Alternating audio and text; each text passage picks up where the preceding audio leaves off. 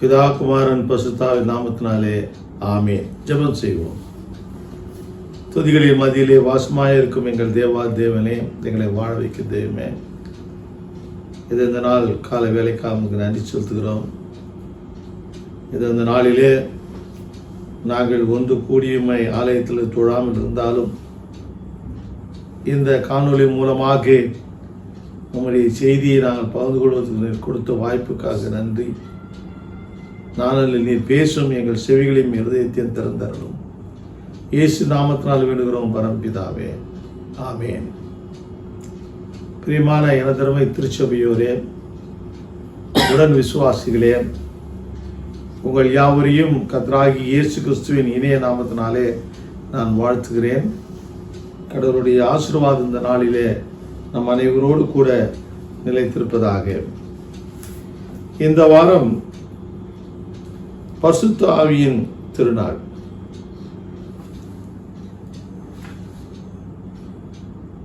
பெண்டெகாஸ்டல் டே என்று சொல்வார்கள். இந்த நாளிலே இந்த பரிசுத்த ஆவியானவரை குறித்து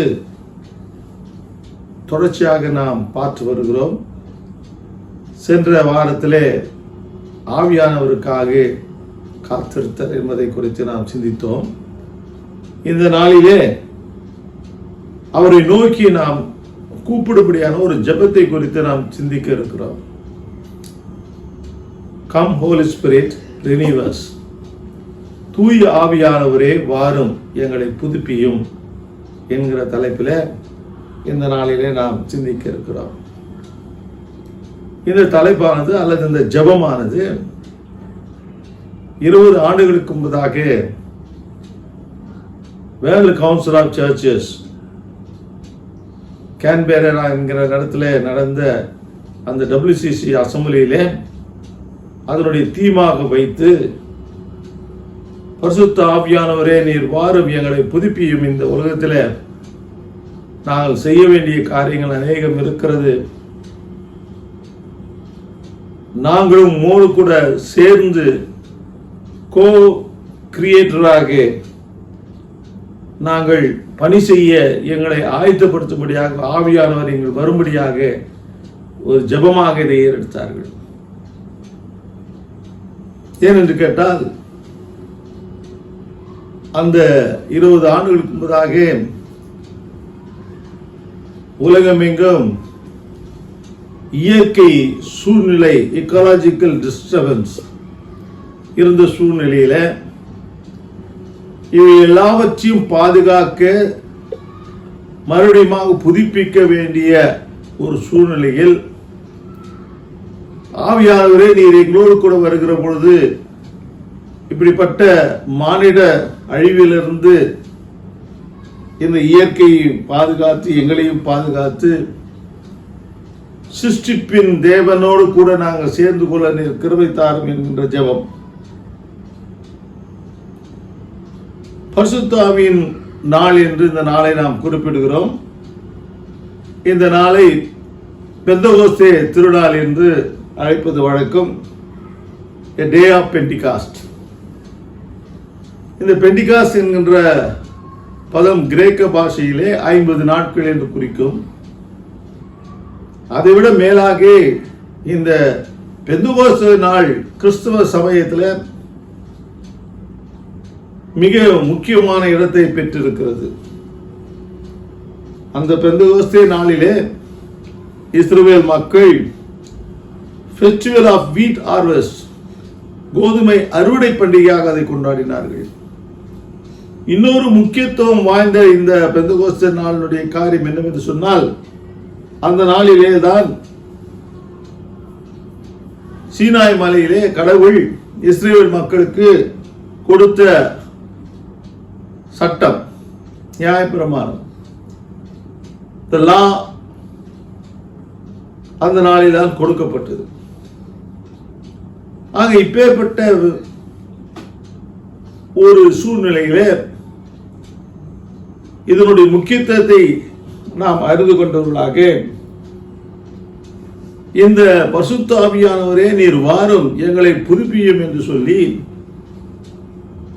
இதோ இந்த நாளிலும் இந்த 2021 நாம் மறுபடியும் கடவுளை நோக்கி நாம் ஜெபிக்க வேண்டியவர்களாக, இப்பொழுது நாம் ஜெபிப்பவர்களாக நாம் இருக்கிறோம். பரிசுத்த ஆவியானவரே வாரும், எங்களை நீர் புதுப்பியும். இந்த பரிசுத்த ஆவியானவரை பெற்றுக்கொள்ளும்படியாக லூக்கா 11:13 இயேசுவானவர் சொல்கிறார், நீங்கள் பிதாவை வேண்டிக் கொள்வது என்றால் பரிசுத்த ஆவியானவரை அவர் அது கொடுப்பது உங்களுக்கு அதிக நிச்சயம் அல்லவா என்று சொல்லி சீஷர்களிடத்தில் அவர் சொல்லுகிறார். இந்த பரிசுத்த ஆவியானவருக்காக வேண்டுதல் செய்ய வேண்டும் என்று இயேசு சுவாமி சொல்கிறார். இதைத்தான் பின்னாலே வருகிற காலங்களிலே என்ன நடந்தது? அப்போஸ்தலர் நடவடிக்கைகளே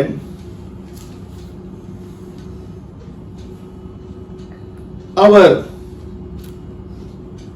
அதை குறித்து பேசுகிற பொழுது இயேசு சுவாமி என்ன சொல்கிறார்? பரிசுத்த ஆவியினாலே ஞானஸ்நானம் நீங்கள் பெற்றுக்கொள்ளுங்கள், அதற்காக நீங்கள் ஜெபியுங்கள் என்று சொன்னார். எருசலேமிலே தங்கியிருங்கள், காத்திருங்கள் என்று சொன்னார். அப்போஸ்தலர் நடவடிக்கைகள் 1:14 அங்கே சீஷர்கள் ஒருமனப்பட்டு ஜெபத்திலும் வேண்டுதலிலும் தரித்திருந்தார்கள் என்று நாம் பார்க்கிறோம்.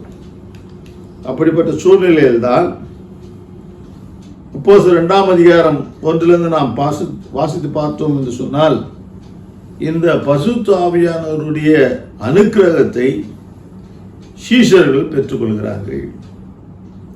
பரிசுத்த ஆவியானவர் வருகிற பொழுது அவர்கள் முற்றிலும் வேறு மக்களாக மாறுகிறார்கள். The ordinary become extraordinary. சாதாரண மீன்பிடி தொழிலிலே படிப்பு அறிவில்லாதவர்களாக,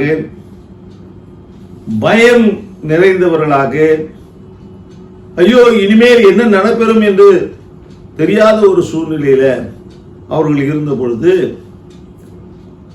பரிசுத்த ஆவியானவர்களுக்கு கொடுக்கப்பட்ட பொழுது அவர்கள் பலனடைந்து ஒரு புதிய மனுஷனாக, புதிய சிருஷ்டியாக அவர்கள் மாறுகிறதை இந்த நிகழ்ச்சியின் மூலமாக காண்கிறோம். இந்த பரிசுத்த ஆவியானவர்களிடத்தில் வருகிற பொழுது அவர்கள் ஒருமனப்பட்டு அங்கே ஓரிடத்தில் வந்திருந்தார்கள்.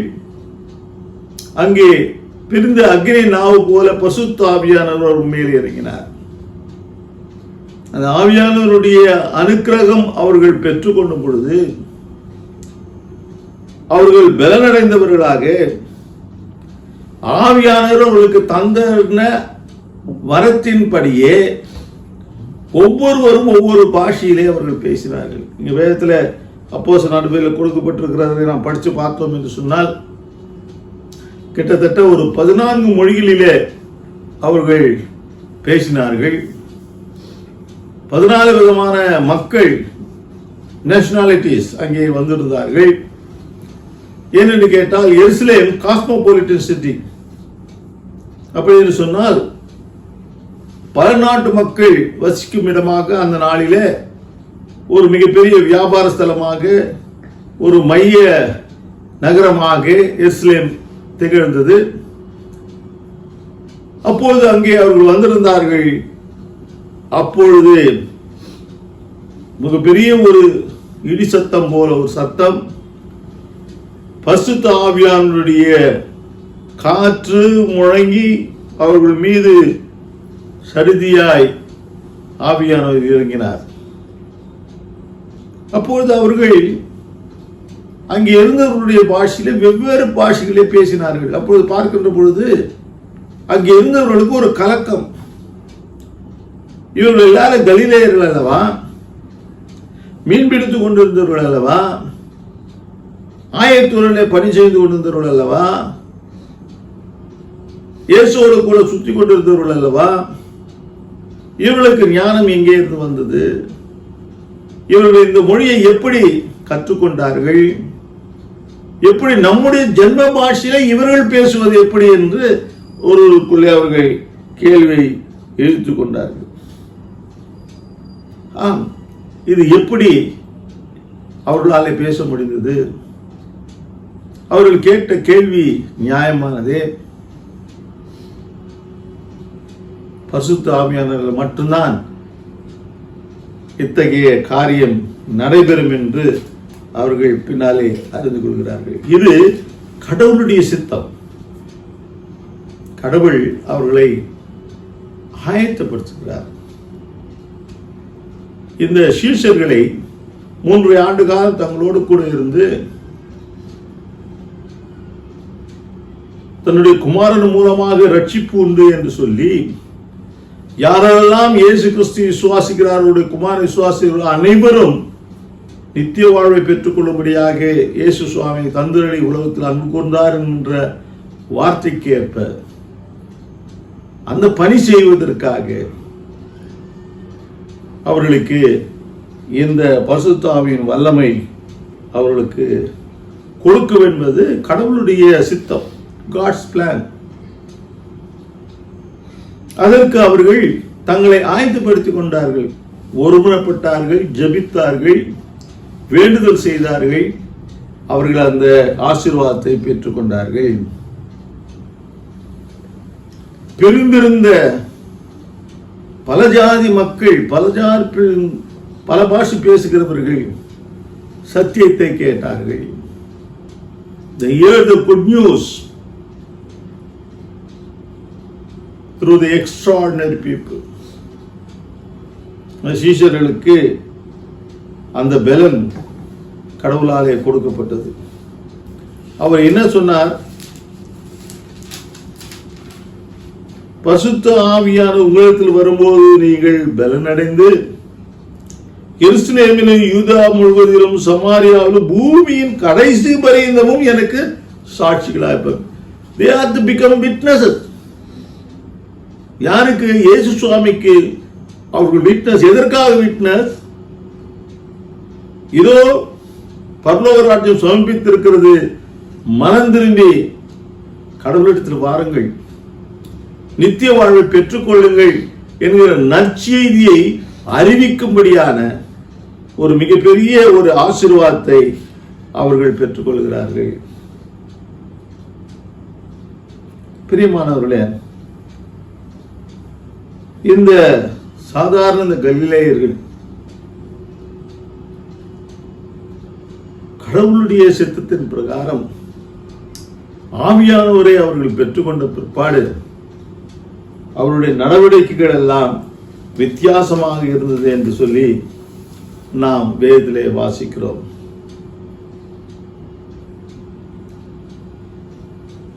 அவர்கள் உலகமெங்கும் சுற்றி திரிந்து கிறிஸ்துவை பிரசங்கித்தார்கள், சுவிசேஷத்தை அறிவித்தார்கள். அப்படி என்று சொன்னால் இந்த பெந்தகோஸ்தே நாள் மூலமாகத்தான் பிரஜாதியார்களுக்கு சுவிசேஷம் அறிவிக்கப்பட்டது. யூத மக்களுக்காகத்தான் ஏசாயா வந்திருக்கிறார் என்று சொல்லி யூதர்களும் அதிலே இருந்த சீஷர்களும் நவீன காலத்தில் பிரஜாதியாருக்கு சுவிசேஷம் அறிவிக்கப்பட வேண்டும் என்று சொல்லி இந்த நிகழ்ச்சியின் மூலமாக, இந்த ஜென்ம பாஷைகளை பேசுவதன் மூலமாக ஒரு மிகப்பெரிய ஒரு ஆசீர்வாதத்தை அவர் பெற்றுக்கொண்டார்கள். பயந்திருந்த சீஷர்கள் தைரியம் அடைந்தார்கள். சுவிசேஷத்தை மிகவும் சிறப்பாக அவர்கள் எடுத்து சொன்னார்கள். அப்படி சொன்னதால்தான் பேதுரு அவர்களிடத்திலே பேசின பொழுது கிட்டத்தட்ட 3000 பேர் இயேசு சுவாமியை ஏற்றுக்கொண்டு அவர்கள் ஞானஸ்நானம் பெற்றார்கள் என்று நாம் வேதத்திலே வாசிக்கிறோம்.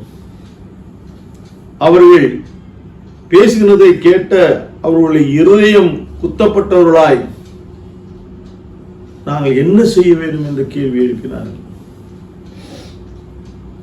இன்று நம்மை பார்த்து, நம்முடைய வாழ்க்கையை பார்த்து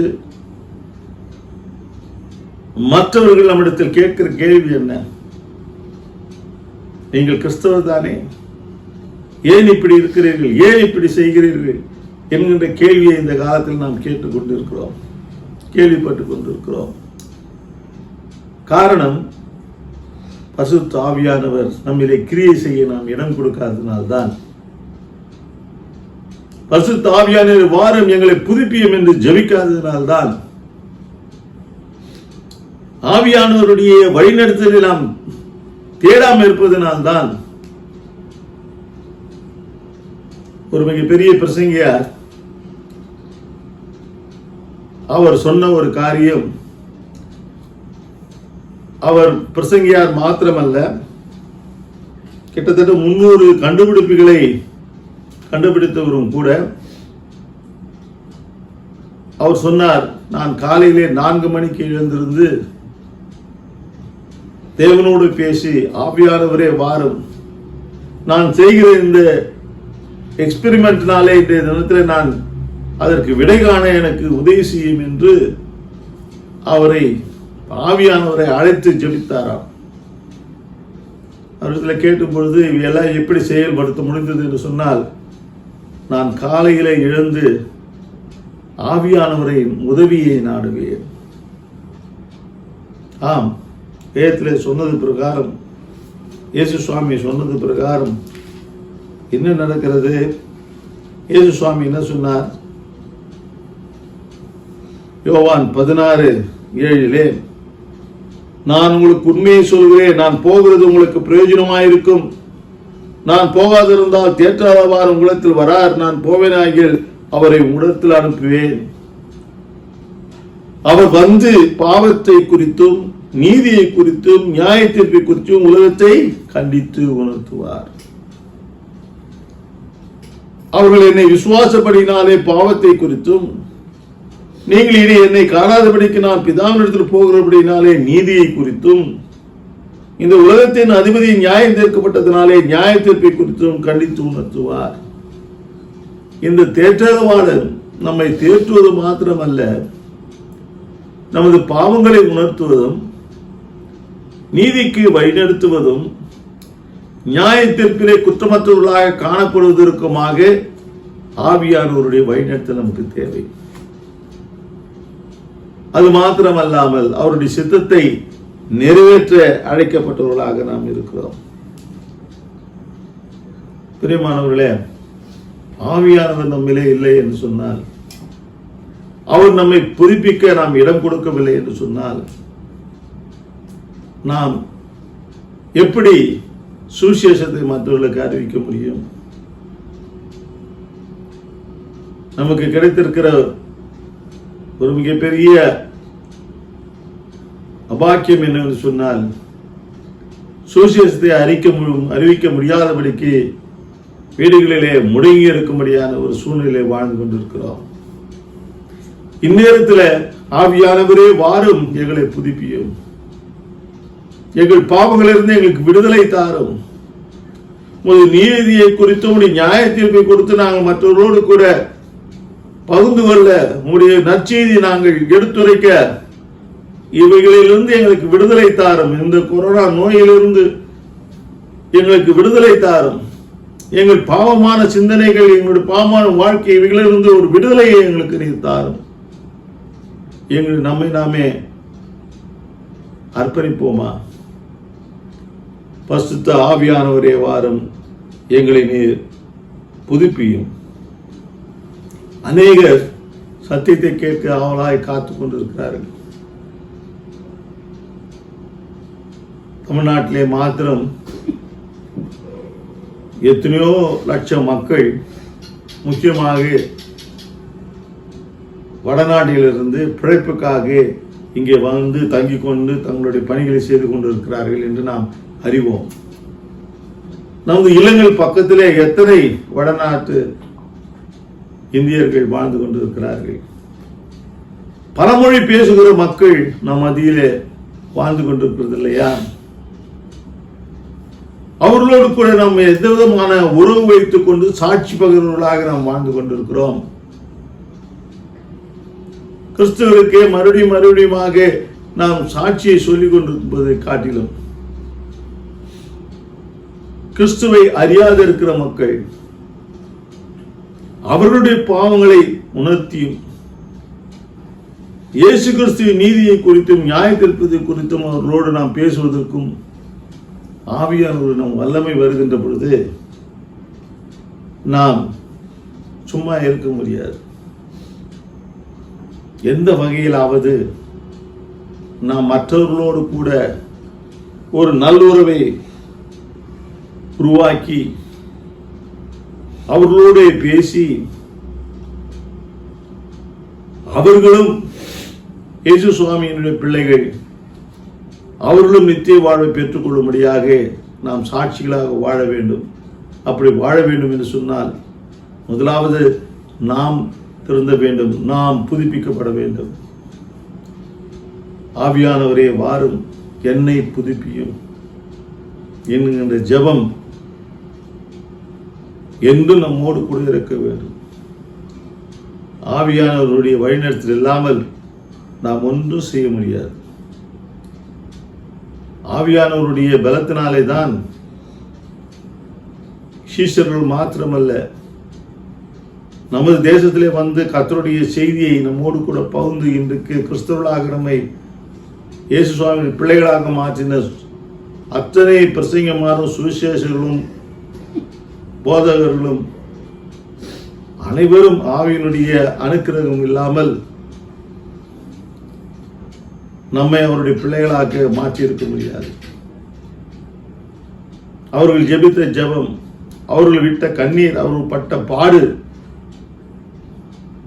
அவர்கள் ஊடாக ஆவியானவர்களை வழிநடத்தின விதம், இன்றைய தினத்தில் நாம் அவருடைய பிள்ளைகளாக, அவருடைய புத்தர்களாக சுவிகாரத்தை நாம் பெற்றிருக்கிறோம்.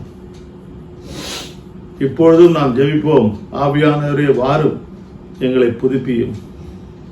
வருகிற காலங்களிலாவது நாங்கள் புதுப்பிக்கப்பட்ட ஒரு மக்களாக, உம்முடைய நற்செய்தியை மற்றவர்களோடு பகிர்ந்து கொள்வர்களாக நாங்கள் வாழ கிருபைத்தார் என்று நாம் ஜெபிப்போமா? அப்படி செய்ய கடவுள் தாமே கிருபை செய்வாராக. ஆமேன். ஜெபம் செய்வோம். துதிகளின் மத்தியிலே வாசமாக இருக்கும் எங்கள் தேவா தேவரே, எங்களை வாழ வைக்கும் தெய்வமே, விசேஷமாய் தூய ஆவியானவரே, நீர் வாரும், எங்களை புதுப்பியும். உம்முடைய பிள்ளைகள் என்று சொல்லிக்கொண்டும் உம்முடைய ஆவியான ஒரு அனுக்கிரகம் நாங்கள் இருக்கிறது என்பதை தெரிந்து கொண்டும் நிர்விசாரமான ஒரு வாழ்க்கையை நடத்தி கொண்டிருக்கிற எங்கள் மத்தியிலே நீர் வாரும், எங்களை நீர் புதுப்பியும். எங்களுடைய பாவங்களை அனைத்தையும் நீர் கழுவி போட்டு எங்கள் பாவங்களை நீர் தினந்தோறும் எங்களுக்கு உணர்த்துவர்களாக, உங்களுடைய நீதியை அறிவிப்பவர்களாக, நியாயத்திருப்புக்கு நாங்கள் பாத்திரர்களாக, உங்களுடைய பிள்ளைகளாக ஜீவிக்க உமது ஆவியானவருடைய அனுக்கிரகத்தை எங்களுக்கு தர வேண்டுமாய் அவருக்காக நாங்கள் காத்திருக்கிறோம். விசேஷமாய் இதோ இந்த கொரோனா காலத்திலே, இந்த லாக்டவுன் பீரியடிலே, இந்த நோயினுடைய அச்சத்தின் மத்தியில் நாம் வாழ்ந்து கொண்டு இருக்கிற நாங்கள், ஆவியானவரே நீர் எங்களோடு கூட இருந்து எங்களை பாதுகாத்து, எங்களுடைய இழப்புகள், எங்களுடைய கஷ்டங்கள், கவலைகள், துன்பங்கள் மத்தியிலே நீர் தேற்றவானாக இருந்து எங்களை தேற்றி ஆற்றி எங்களை வழிநடத்தும்படியாக எங்களை உமது கரத்தில் ஒப்புவிக்கிறோம். நீர் வாரும், எங்களோடு கூட தங்குகிறோம். இது தொடர்ந்து உம்முடைய பிரசன்னம் எங்கள் அனைவரோடு கூட இருப்பதாக. இந்த நோயினாலே பாதிக்கப்பட்டிருக்கிற குடும்பங்கள், ஆஸ்பத்திரியில் இருப்பவர், அவர்களுக்காக பணி செய்ய முடியாத அனைத்து மருத்துவ பணியாளர்கள், எங்களுடைய ஆட்சியாளர்கள், அவர்கள் எடுக்கிற முயற்சிகள் அனைத்திலும் இப்படி வழிநடத்துதல் ஆவியானவருடைய கரம் இருக்கும்படியாக தயவாய் வேண்டுகிறோம். கர்த்தாவே, உலகம் தரக்கூடாத சமாதானத்தையும் ஆதரவையும் தந்தருளும். இந்த நோயிலிருந்து எங்களுக்கு விடுதலையை தார். நாங்கள் மாத்திரமல்ல, உலகமெங்கும் இடத்துல ஜெபித்துக் கொண்டிருக்கிற மக்கள் அநேகம், ஆயிரம், லட்சம் மக்கள். ஆவியானவரே வாரும், எங்களுடைய உலகத்தையே நீர் புதுப்பியும், எங்கள் நாட்டை புதுப்பியும், எங்களுடைய வாழ்கிற எங்கள் இடத்தை புதுப்பியும், எங்களையும் புதுப்பியும்.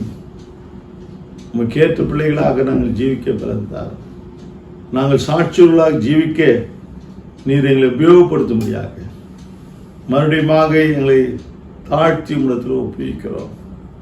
எங்களை ஏற்றுக்கொண்டு ஆவியானவரே வாரும், எங்களை புதுப்பித்து எங்களோடு கூட தங்கியது இயேசு நாமத்தினால் வேண்டுகிறோம் பரம்பிதாவே, ஆமேன். என் ஆத்துமாவே கர்த்தரை ஸ்தோத்திரி, என் மூலமே வசனாமத்தை ஸ்தோத்திரி. என் ஆத்துமாவே கர்த்தரை ஸ்தோத்திரி, அவர் செய்ய சகல பாருங்கவாதே, ஆமேன்.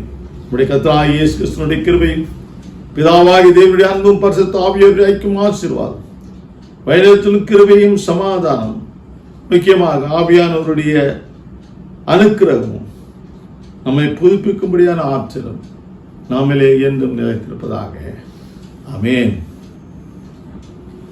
கர்த்தருக்கு ஸ்தோத்திரம்.